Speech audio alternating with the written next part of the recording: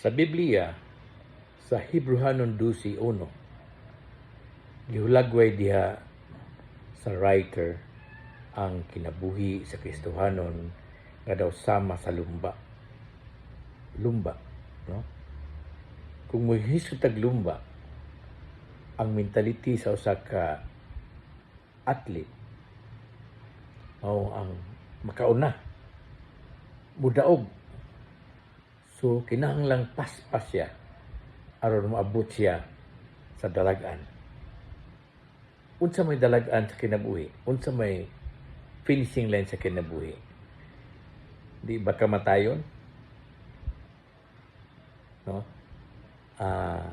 Pero dili na mga ibot pasabot niini nga teksto ha. No? Kay ang Ginoo plano sa atong kinabuhi nga mahimong usa ka makahuluganon malipay nga kinabuhi. Dili sama sa lumba nga magdali tag ka abot sa atong katapusan. No? Dili na siya. Ang lumba nga abot pasabot niini sa atong pagtuo, lumba sa pagbuhat og Diyos nun nga mga buhat. Okay, mao ni ato ang tawag sa atong pagtuo sa kanang pagtuo, pagbuhat og mga Diyos nun nga buhat. Unsa man ni mga Diyos nun nga buhat? Well, kanang mga buhat sa gugma. Kay gugma man ang Dios. So ang atong mga buhat, way lain ko dili pinasubay sa gugma sama sa pagpasaylo. No? Pagpasaylo. Kay ibinawan din maka-ipintro bang yung tanam yung masuko nato, may mahiubos nato, o kita mahiubos punta, no? Masakitan punta. So, inahalang tang mo pasaylo. Aron, ma-restore ang gugma, mapadayag ang gugma. Kaya mauman na ito mailhan nga kita mga anak sa Diyos. Di ba? Kung sa may gingon ni Kristo. Pag higugmay ka mo, muna iyang tugon sa mga disipulo, pagigugmay ka mo, aron nga ang kalibutan makaila nga kamo akong mga tinunan. So gugma ang ato ang timailhan nga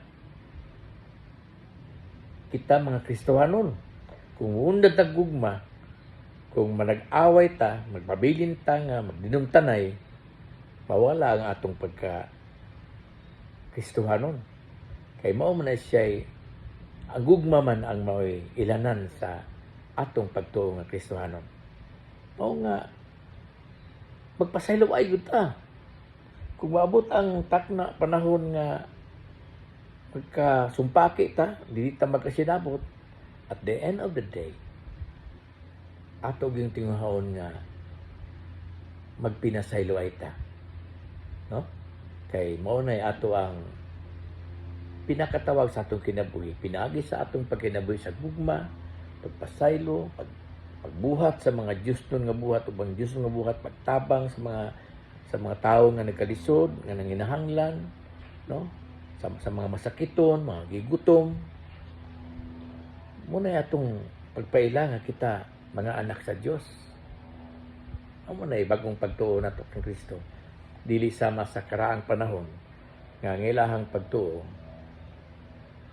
pinasubay sa balaod sa reliyon nga gituan nilang iyagikan sa Dios, sama sa balaod sa pagpatay sa tawo nga nakasala og adultery o pagpanapaw, no?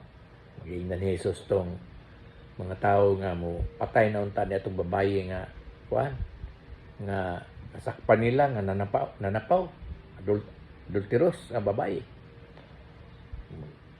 Ilan ang tabunon kay mao may sugo sa balaod nga bunon sa kamatayon ang babae nga nagbaligya sa iyahang lawas, no?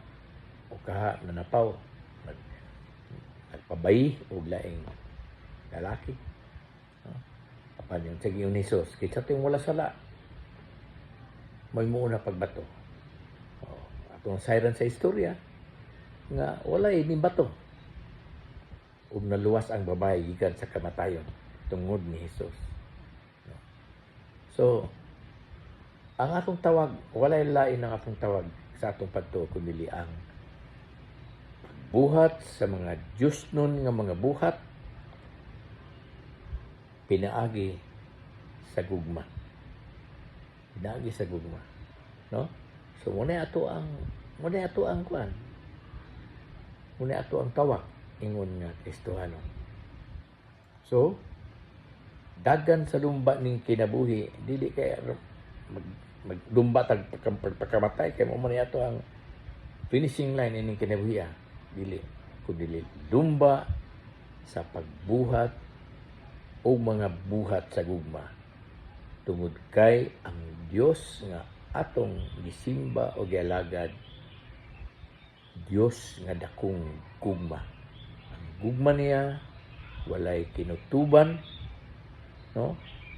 Walay limit ang iyang pahigugma. Ug busa kita ingon nga mga Kristohanon, ingon nga magtuto sa Dios, wala say limit ang atong pagpasaylo. Kaya kanang pasaylo mo usa ka ilhanan sa gugma. Kung dili ka kapasaylo, walay gugma. Okay? So, pasaylo ta. Kay mao nay pagka-Diyos nun sa atong kinabuhi. Ang Ginoo magapadalangin kanato tanan.